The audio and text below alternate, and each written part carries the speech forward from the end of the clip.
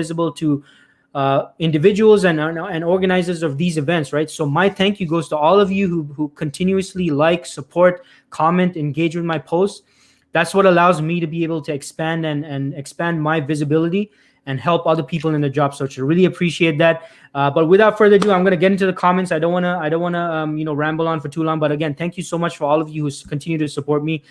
I see Ali is tuning in from Iran. Wow, Iran, all the way from Iran. Thanks for tuning in, Ali. We got Paris coming in. Thanks so much for tuning in, Paris. All right, folks. So let's get this party started, right? So today's topic is the most common mistake job seekers make at their interviews in terms of when they're explaining their professional experience, their previous experience. So you're at an interview. The interviewer asks you, hey, can you explain to us your experience at during your time at company ABC or whatever the case is, and how you're responding to it, right? Or how most job seekers respond to it, which I have noticed as a recruiter might not be the most effective way of responding to the question, because you might be underselling yourself in how you're responding, folks. Now, I had this whole dramatic kind of a way I wanted to describe this before getting into what exactly the mistake is. But I'm really excited to speak about it. So I'm just going to let you know up front what I wanted to speak about in terms of what most job seekers are not speaking about when they're speaking about their experience. And here's the mistake, folks. And by the way, today is definitely one of those sessions you want to take notes. So make sure you take notes.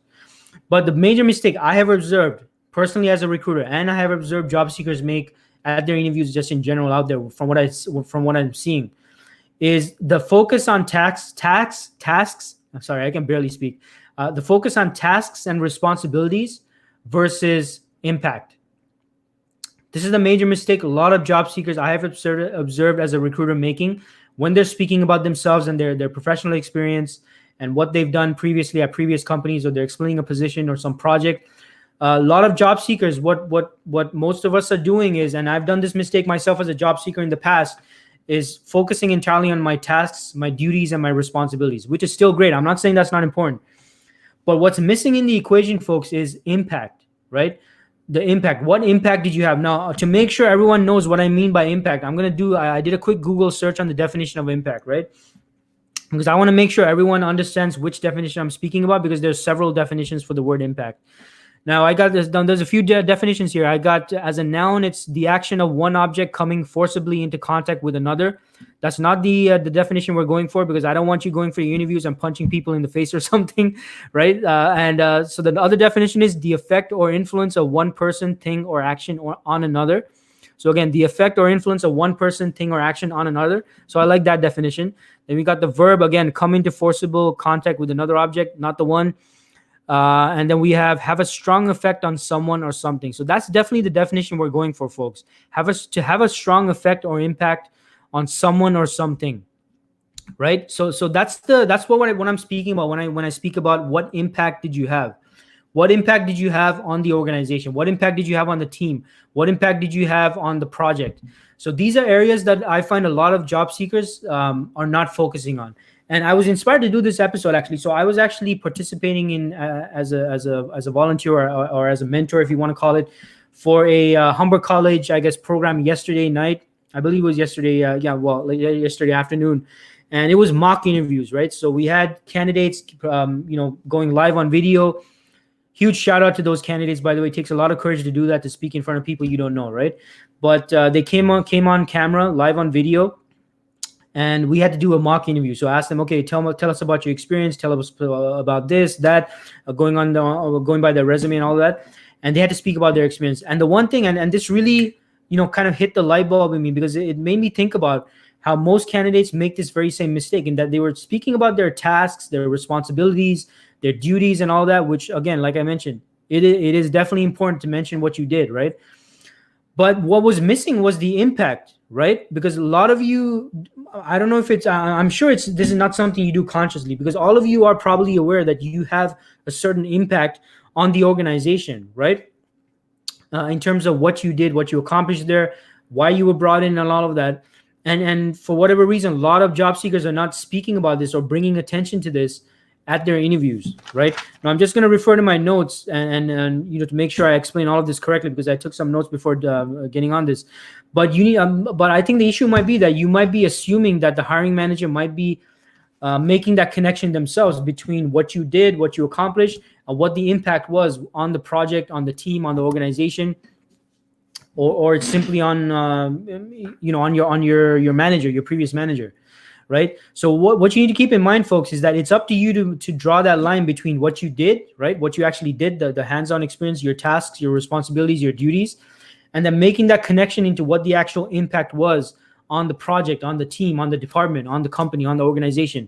And the second part of that is you need to make sure you quantify that, right? Quantify. You need to put a number on it. You need to explain what specifically those results achieved were.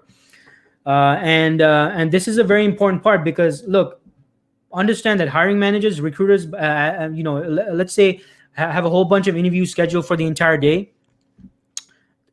I mean, from a tasks and responsibilities standpoint, there's probably nothing you can say that's going to impress any recruiter or any hiring manager for the most part, right? And I'm not saying that to offend anyone, and I'm certainly not saying it's not important to mention your tasks and your responsibilities. But imagine, right? Let's say you're a hiring manager or a recruiter has like 5 interviews scheduled for one day, and they're interviewing for project managers.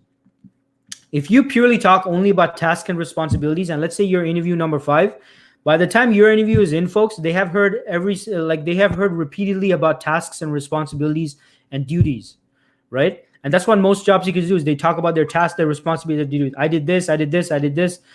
This was the technology, this was the framework, this is what I did, blah, blah, blah, whatever, right?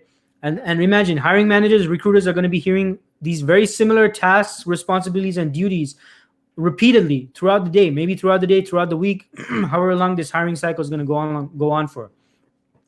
And what a lot of job seekers aren't doing is mentioning how those tasks and responsibilities tied into some end result, some ROI, some impact, right?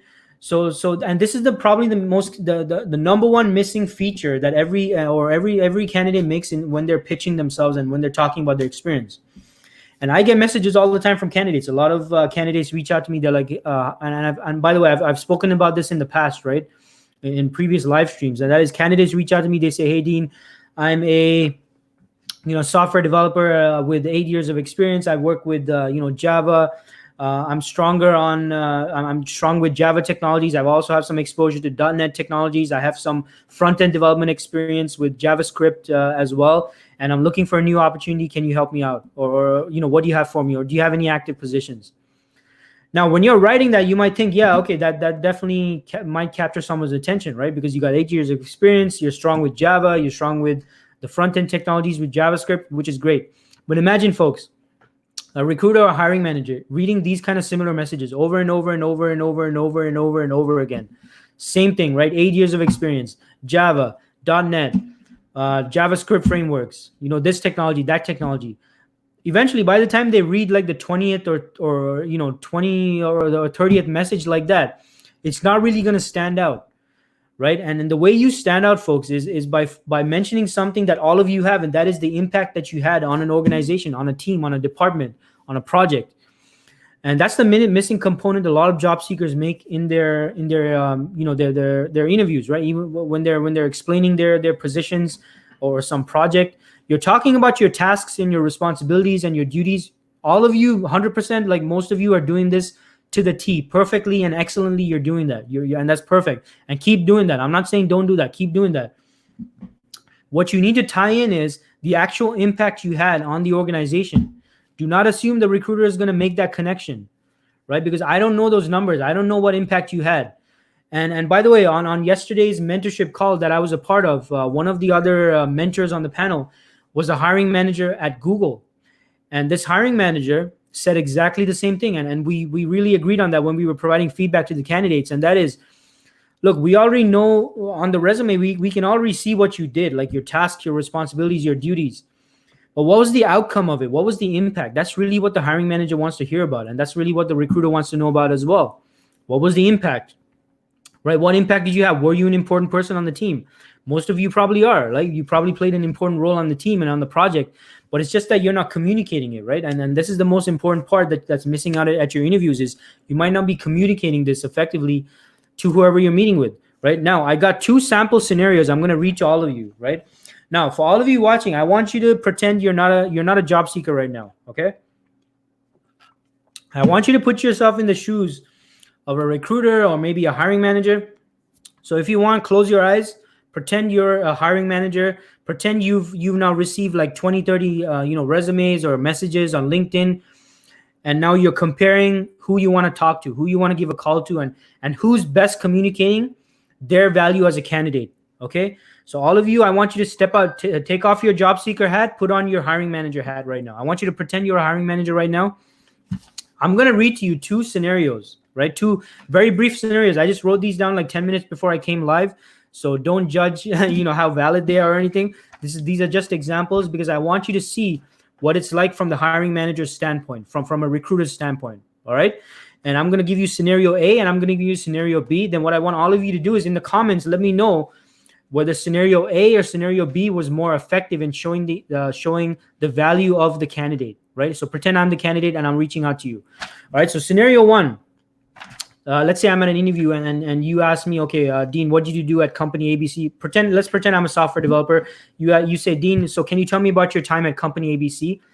I'm going to share with you 2 possible responses, right? So I'm going to, so scenario A and scenario B. So scenario A is I respond with, yeah, absolutely. I'd be happy to tell you what I did at company ABC. So at company ABC, I was the lead developer. I was working on a team of 5, and I was responsible for the finance module of this application we were working on.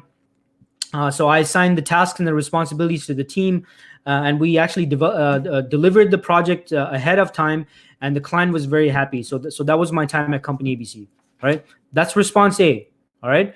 Now, most of you, I'm not saying most of you are giving. Now, this was obviously a short response because I wanted to keep this concise, but most of you are responding in those kind of lines, right? So that's scenario A. Now, scenario B. Okay, this is my other response. This is the other response that I could potentially give as a developer, and that is this. And so you asked me, Dean, so can you tell me about your time at company ABC, right? So I can respond with, hey, yeah, absolutely, Mr. and Mrs. Hiring Manager. So I was actually brought into company ABC for 2 reasons. Reason number 1 is their lead developer had just left the team.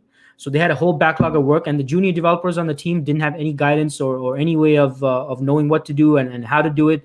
And the manager, being extremely busy on the team, did not have time to really, mentor those junior developers.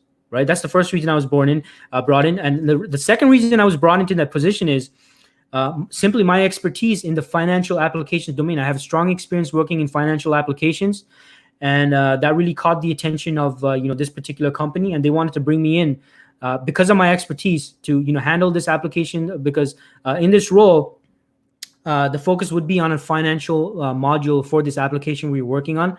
That's why they wanted me on, and they wanted someone who was at a senior level in their career, who had experience leading junior developers, which is exactly why I was brought into the team.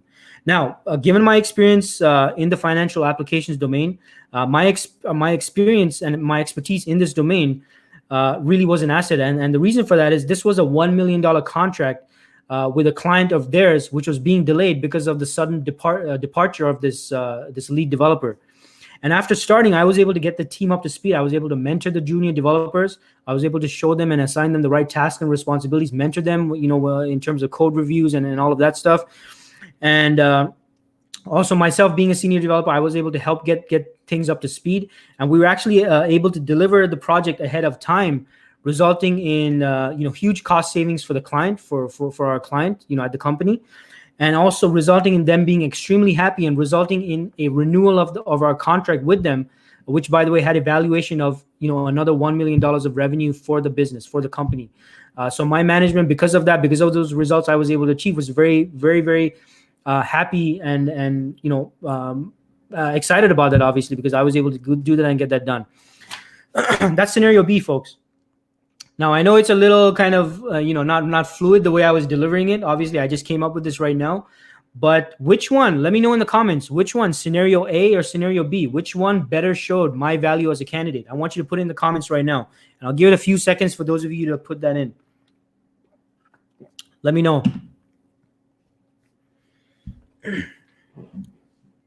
Right, I'm just gonna wait a few seconds for all of you to start putting that in the comments. So which one? Scenario A, which one better showed my value and my impact as a candidate? Was it scenario A or was it scenario B? Let me know in the comments right now, folks. I know that there's a bit of a lag here, but let me know in the comments which one was more effective. If you are a hiring manager, which one would better capture your attention? Scenario A or scenario B? Let me know in the comments. Awesome. So I'm seeing a lot of B's coming in. Scenario B, we got Elahor saying scenario B. We got Neha agrees at scenario B. Prasanna says scenario B. We got Gunit says scenario B. Renu, nice to see you here. Thanks for tuning in. Says scenario B. Mohammed says B for me as well. And Shabina says B as well. So, yeah, I mean, obviously, folks, like, right? I mean, you're putting yourself in the shoes of, so Vipin says absolutely scenario B as well. Excellent. Thanks, Vipin. So, look, folks, you yourself can see it, right? Putting yourself in the shoes of a hiring manager or maybe a recruiter, you can see, right? You can obviously see which one is more impactful, which one really captures attention, and which one really shows my value as a developer. If I was a developer, I wish I was a developer, right? I wish I live vicariously through my developer friends. But you can see obviously, absolutely, which one shows more impact and my value as a candidate, right? So thanks for everyone who's putting in the comments. So folks, this is what I want all of you to think about at your interviews. Because look, all of you, like I'm pretty, and again, most of you in my network are IT professionals, but if you're non-IT, I'm not ignoring the non-IT people here. You need to think about how you can apply this in your domain, right? But for those of you who are tech professionals in my network, a lot of you are underselling yourself because of this. You're talking about your tasks and your responsibilities. You're not talking about your impact. You need to show your impact, right? And just like, and Parisa says the second one was more detailed and showed the actual impact. Yeah, exactly. Exactly, Paris. Exactly. Sorry, I said your name wrong. Exactly, Paris. That's exactly it, right? It's more detailed and it shows the actual impact. Now, some of you might say, well, Dean, how do I figure out these numbers? Like, I don't know how to show these numbers and stuff like that. So this is where you might have to have some conversations, maybe with your previous managers, maybe some of you can give ideas to each other right now in the comments and let each other know where can you find out these numbers, like the size of the project. Was it $1 million project? Time savings, cost savings. Like where can people figure these things out? Where can people find that information out? So if you're not sure of that, feel free to share it in the comments, folks, where others can potentially get that information from, in case, because I might not know where exactly to get that information from. But you see the point, right? When you show the impact, it's a totally different thing. Because imagine most job seekers out there are going to be messaging about their duties, their tasks, their responsibilities. But you as an intelligent job seeker are going to be speaking about your tasks and responsibilities for sure. But you're going to be speaking about actual impact. You're going to show the impact you had on the team, on the project, on the organization. Because folks, never assume, folks, that the hiring manager or the recruiter is going to make this connection. Never assume. Okay. And I'm saying that as a recruiter, as a sales professional, I never make assumptions. When I'm speaking to a candidate, if I've ever represented you for a role, you will notice that Dean asks a lot of questions. He verifies, and he doesn't make any assumptions. So I want you doing the same thing as a job seeker at your interviews. Do not assume that they're going to see your value. Do not assume just because you have a nice resume, they're going to see, oh wow, they have such a great Dean has such a great resume. He's probably done this. No, never make any assumptions, folks. You have to guide the other person into making that connection, right? The connection, tasks and responsibilities, impact. You got to help them make that connection, right? And you have to communicate that. And then all of you have clearly seen, I see everyone has pretty much put in scenario B as the most effective one. So all of you need to make sure you do that at your interviews, right? When you're responding and even in your messages to recruiters, and I've spoken about this in the past. In your messages, speak about your messages, your emails. Speak about your impact, folks. What impact did you have? Like I had one of the people I mentored yesterday in the mock interviews. Like they mentioned, they were working at this great consulting company, by the way. And I know for a fact this company only does like multi-million-dollar projects, right? Now that does not mean, do not assume the interviewer knows that about this company. So instead of saying, when I was at this company, Dean, I did XYZ project, and these were my tasks and my responsibilities. No, you got to sell it. You got to sell the opportunity, folks. Why it was impressive.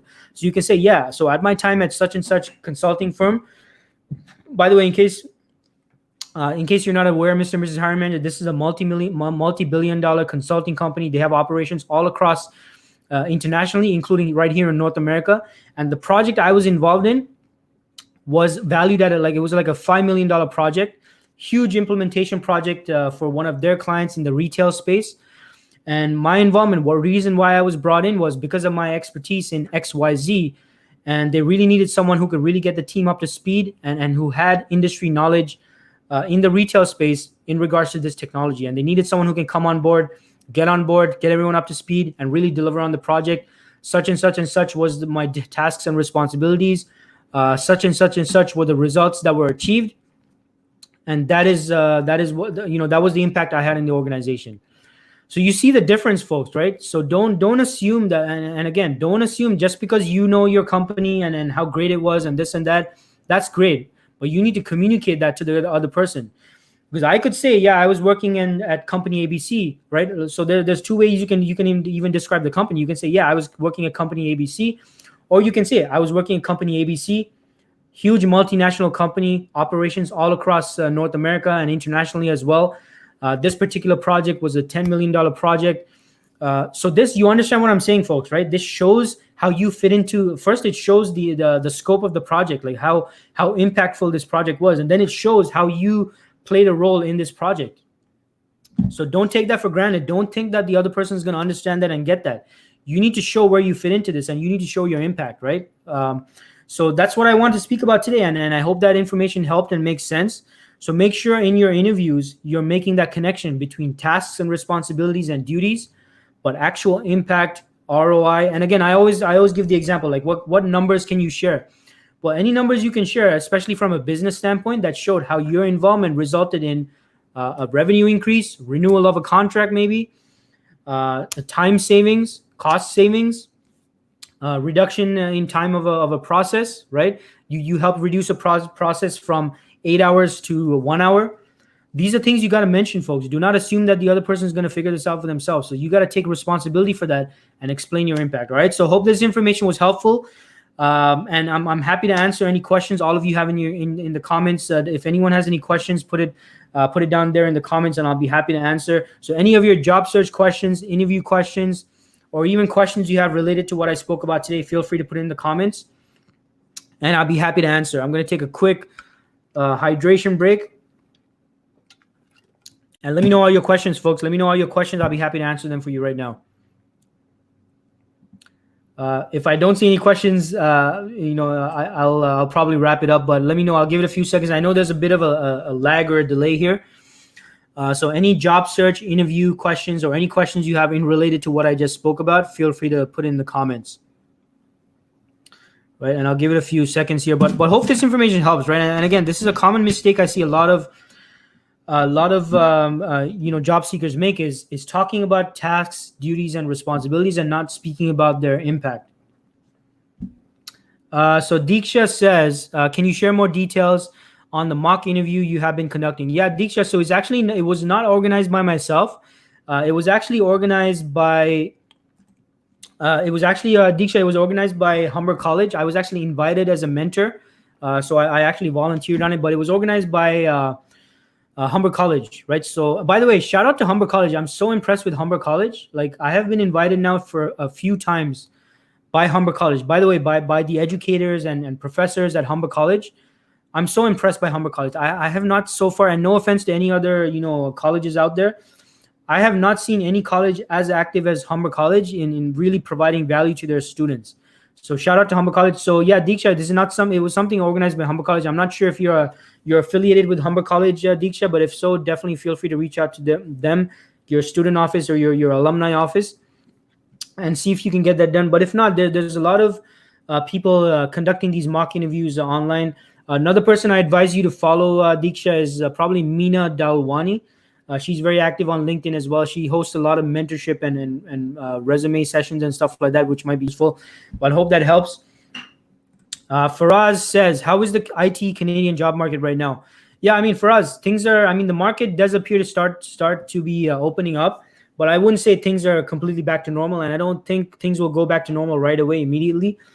But the focus, as a job seeker, your focus should be on those parts of the market where there is activity, where there's sustained need, for certain skill sets within IT, or even increased need for people with the IT skill set or whatever skill set. So slowly but surely looks like it's opening up, but there is some certain level of uncertainty because of this whole COVID and virus and all that stuff. But looks like things are starting to open up. But hope that answers your question, Vipin. Sorry, for us. Vipin says this is a great insight, Dean. Very important, but very easy to miss looking at it that way. Thanks much. Very helpful. Yeah, no worries, Vipin. I'm glad that it was helpful.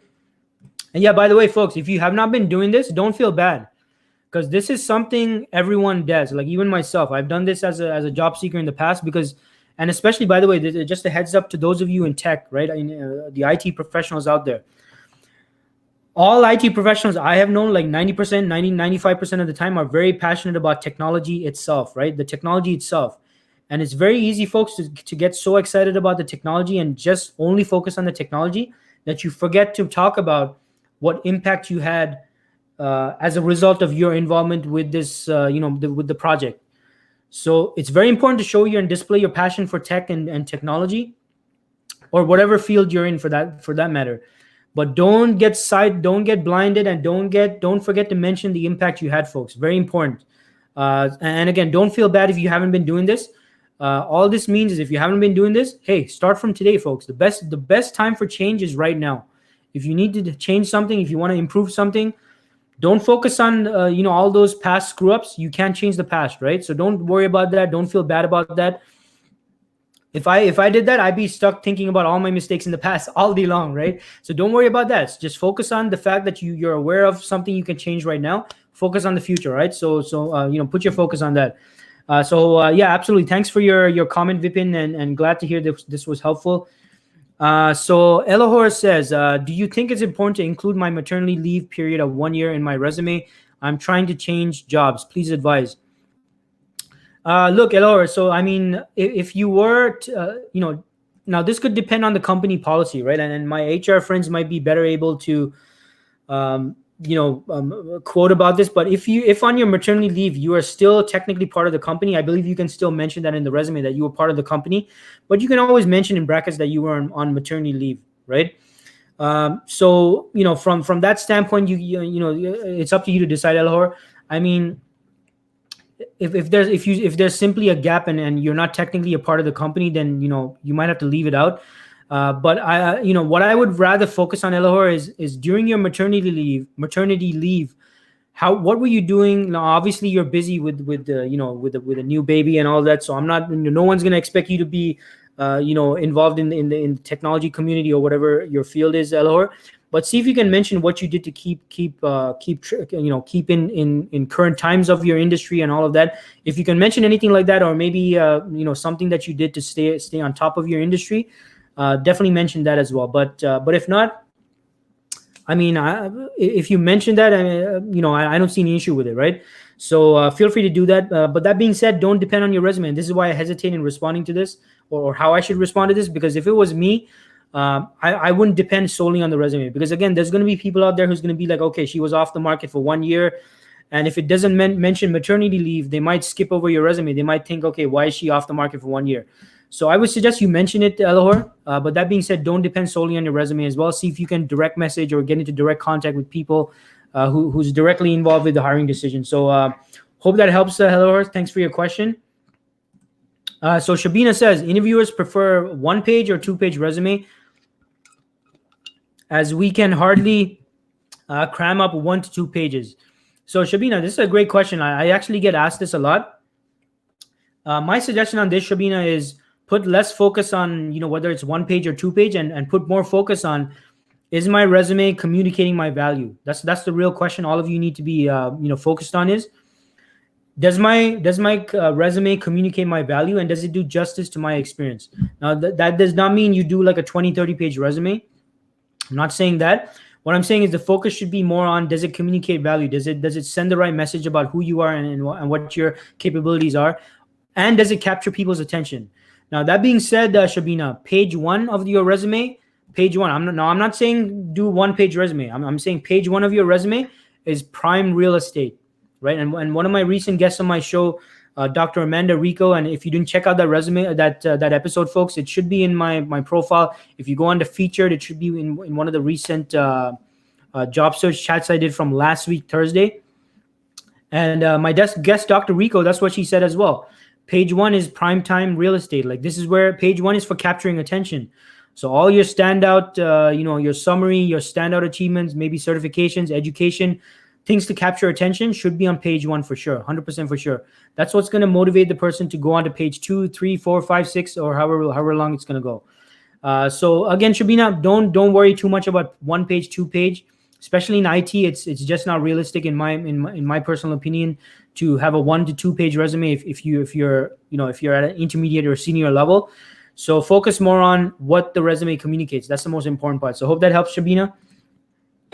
Sorry, and let's see here.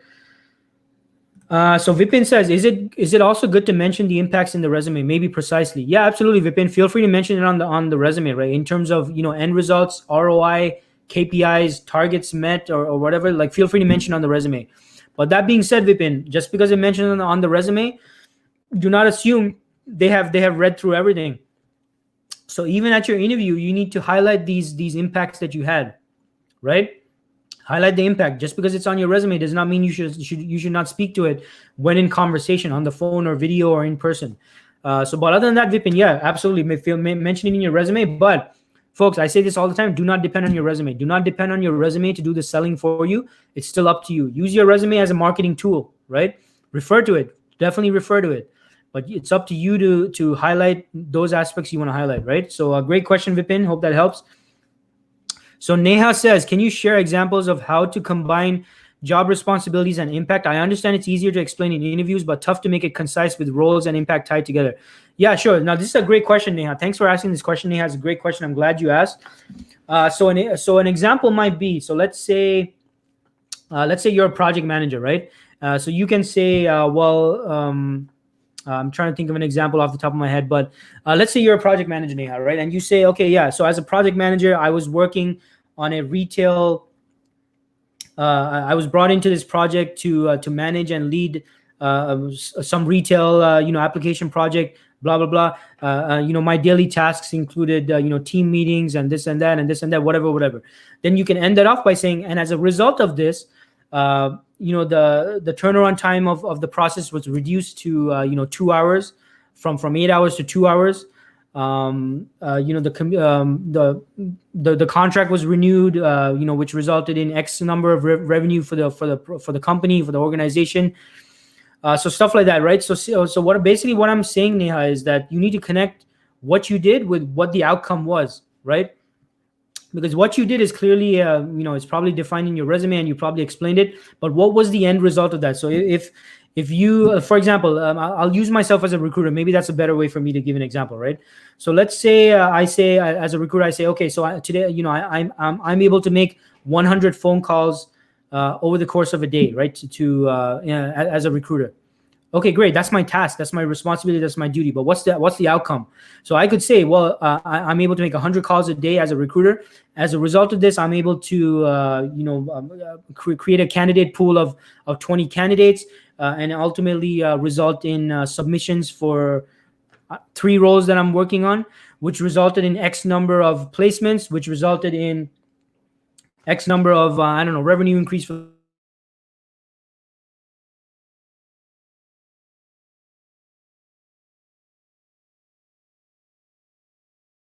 the company. Like, was that important? Like, what is the impact? What was the outcome of that? What impact did that have on the business? So that's what pretty much you have to making that connection, Neha. So hopefully that makes sense, and thanks for your question again. Great question. Mahesh says, how do you respond not having a Canadian experience? I'm a new PR and have started looking for job openings that fit my profile. Yeah, great question, Mahesh. And I actually did a live stream about this actually on Canada Day. Actually, I thought it was a great topic to speak about. So feel free to go through that session I did, Mahesh. It's on my profile. If you go to featured, if you go to my past posts, I posted it on July 1st. But while I have you here, and for everyone's benefit, when it comes to Canadian experience, if they say, we need someone with Canadian experience, Don't focus on what you don't have, right? Obviously, you don't have Canadian experience, Mahesh. So makes no point for you or any other job seeker who might be new to the country to focus on what you don't have. Instead, what I want you to do is focus on what you do have, right? Now, how this comes about in the conversation, I'm not sure. Like, I'm not sure of the context of it, but you want to put the focus on why they did contact you. Why did they reach out to you? What did capture their attention about your resume? That's what you want to put their focus on, because you can't do anything about the lack of Canadian experience because you don't have the Canadian experience. But what you do have is whatever caught their attention that prompted them to give you a phone call. So that's what you want to bring to their attention, and that's what you want to focus the conversation on, right? So hope that helps, Mahesh, and great question. Thanks for asking. Let's see what else is here. So let's see here. So Amandeep says, is it true that 50% of available jobs are not posted online on any platform? Yeah, so that's a great question, Amandeep. So Amandeep, I'm not sure. I'm not sure of the exact statistic related to that. I'm not sure if it's 50%. Could be more, could be less, but absolutely there are opportunities out there that companies don't advertise. So I'm, as a recruiter in the staffing agency side of things, there's plenty of times I've recruited on positions for clients who don't publicly advertise it simply because the staffing agencies they've partnered up with are able to find them the candidates. So there's no real need for them to publicly advertise the roles. So I'm not sure what the statistic is regarding that, Amandeep, but definitely those types of situations exist. So that's why, folks, this is something I always talk about, is you need to be using every channel available to you. Don't depend only on online applications. Network with recruiters, network with staffing agency recruiters, network with corporate recruiters, network with hiring managers, join professional networking events, join professional groups, post on LinkedIn, use every avenue, every channel available to you. That's how you're going to access these hidden, the hidden job market, everyone calls it. So hope that answers your question, Amandeep. Thanks for that. And then someone says, thank you very much for this live stream, Dean. What are some of the main IT hubs in Canada and some of the lesser known but upcoming cities? Yeah, so great question. So I mean, definitely the number one place, and maybe I'm biased because I'm a Toronto boy myself, and I'm based out of Toronto. But Toronto for sure is definitely a hot place for IT jobs, and definitely the city with the most IT opportunities. Now, that being said, there's some other great places as well. Ottawa is definitely an up and coming IT hub, especially what's that area in Ottawa? I can't remember. I think it's Canada. That's like the tech central over there, or they're trying to make it into the tech hub. So definitely Ottawa, Canada, which is near Ottawa as well. Montreal, Vancouver, Calgary, Edmonton, like these are all the other great cities as well. So, make sure you check those out as well. Do your research, right? Do your research, folks, and check that out. But hope that helps. But I am biased towards Toronto. Toronto is where all the, a lot of the great action is. No offense to the other cities. There's also other great cities in Canada, but definitely the number one spot is, I would say, is definitely Toronto. Right. So thanks. Hope that helps in terms of your question. Diksha says, I'm in Montreal, no association with Humber College, but thanks for this session. Really good information related to impact. Surely we will use this. All right. Sounds good, Diksha. Hope that helps. And, hope that helps for you, and hope things are great out there in Montreal. And Neha says, I meant difficult to tie in the resume. Yeah, so Neha, the same thing in the resume, just like how Vipin mentioned before. Just tie in and mention specific end results, right? What was the outcome of your task? So you did XYZ. What did that result in? What was the outcome? Did it save you time? Did it increase the efficiency of some process? Did it result in cost savings or time savings? So that's what you need to kind of brainstorm, Neha, and see if you can tie that into your resume, right? Elohor says, thank you, Dean. Yeah, no worries, Elohor. And then we got some feedback. And sorry, sometimes it doesn't put the names, but this person says, your advice is so helpful as always. No worries. Thank you so much for whoever put that feedback in. Appreciate that. And we got Shabina says, thank you, Dean, for your valuable feedback. We spoke yesterday in the Nick interview. Yeah, yes, I do remember, Shabina. I do remember, absolutely. And hope that feedback was helpful. And thanks for tuning in. Vipin says, thanks, Dean. Great advice as always. No worries, Vipin. Thanks so much for your feedback and tuning in. And Parissa says, I wonder, in terms of having impact, should it be concentrated on the hiring manager or the recruiter? So I'm not sure what you're exactly asking here, Parissa. So let me read this again. I wonder, in terms of having impact, should it be concentrated on the hiring manager or the recruiter? No, I would say both. I would say both, Parissa, because again, the recruiter gets their requirements from their client or the hiring manager, right? So they might be looking for what kind of an impact, which they can then relate to the hiring manager, or let them know about. So I would say both, but obviously with the recruiter is not a technical person, so you don't want to. You need to make sure you're explaining it in a way that's understandable to the recruiter. Whereas with the hiring manager, maybe you can be more technical. You can talk your own jargon, your own industry slang and all of that. So make that judgment, Parissa. But I would say definitely talk about it to both types of individuals. So hope that helps. Diksha says, can you give us some tips on how to change careers? I have master's in computers, passed out 2017, and my experience is in management field currently as trade analyst. I'm looking to switch to business analyst role. Can you give some tips on how do I explain my impact for IT? Yeah, Diksha. So my advice to that is focus on your transferable skill set. So just similar to the advice I gave before, to I can't remember who it was who asked about the Canadian work experience thing. Same thing. Don't focus on what you don't have. Focus on what you do have. So make a list of your transferable skill set. What do you have as a trade analyst that you bring to the space of a business analyst, and focus on that transferable skill set, and using that, speak about those impacts and how that can potentially be similar kind of results you can get for the business analyst role. So hope that helps, Diksha. Thanks for that. Thank you, Dean. Yeah, no worries. My pleasure.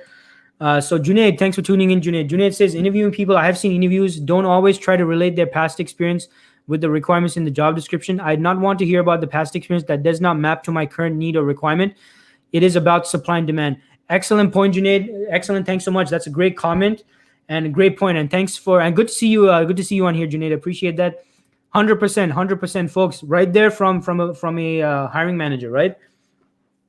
You need to make sure that the experience you're speaking about, folks, it relates to whatever problem or need the hiring manager is experiencing. And this is where investigating comes into play, right?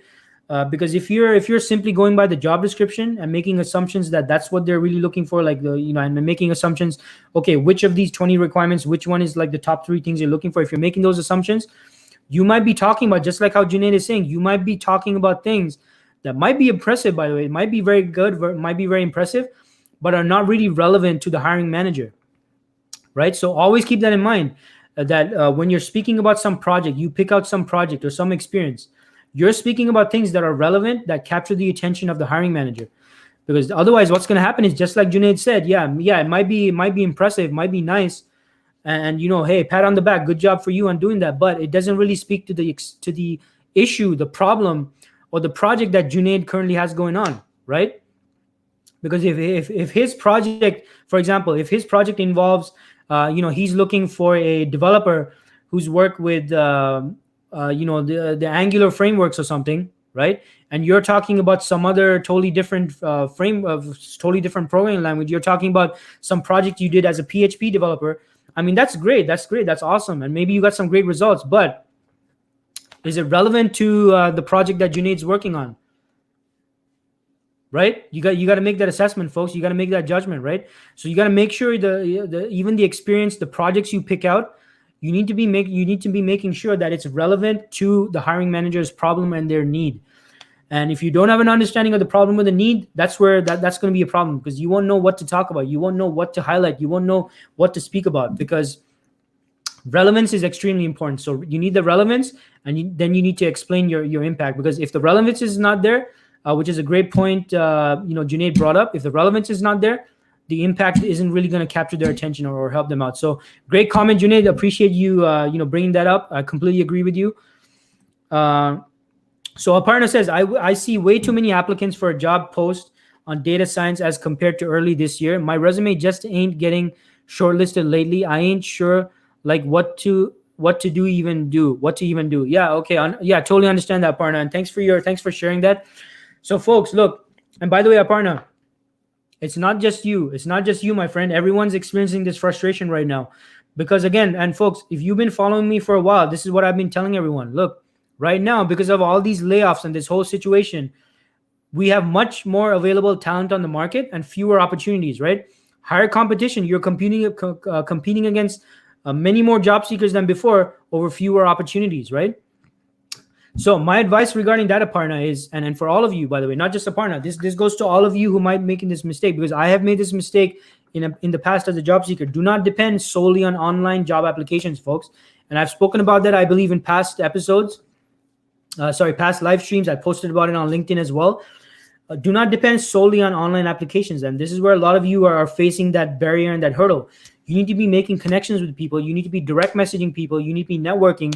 You need to be visible on LinkedIn. You need to be sharing your expertise so that people see you as an expert in your space. This is how you develop your own personal, professional brand as well, folks. Right?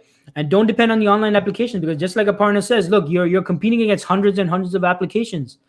It is unrealistic. And I can tell you as a recruiter, I'm not going to go through all 100 applications. I guarantee that. Guarantee that, folks. And I've spoken about this very openly in the past, right? And then this is just the reality of it. No recruiter is going to go through all 100 applications. Now, I might go through the first 20 or 30, right? I might go through the first 20 or 30. Now, if you're lucky enough to be in that first 20 or 30, that's great. We might have a conversation. But beyond that point, if by the time I reach 20 or 30, I have found 4 or 5 submissions for the position I'm recruiting for, guess what? I'm not going to go through all the rest of those 100 resumes.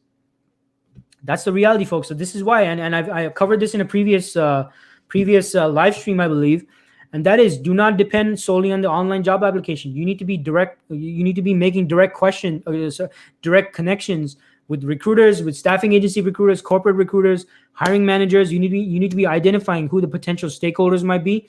You need to be doing some legwork and some research and reaching out to specific people at the organization and letting them know, hey, so-and-so, my name is Aparna. I'm a data scientist. I just want to let you know I just applied for this position, and I just finished such and such project, in data science, and I have this experience that I bring to the table, and these are the results I achieved. This is the kind of impact I had in my previous organization, and I'd love to schedule a further conversation so that we can, so I can get a better understanding of what you're looking for in an ideal candidate, and how I can potentially help you with this particular project you're currently looking for someone on.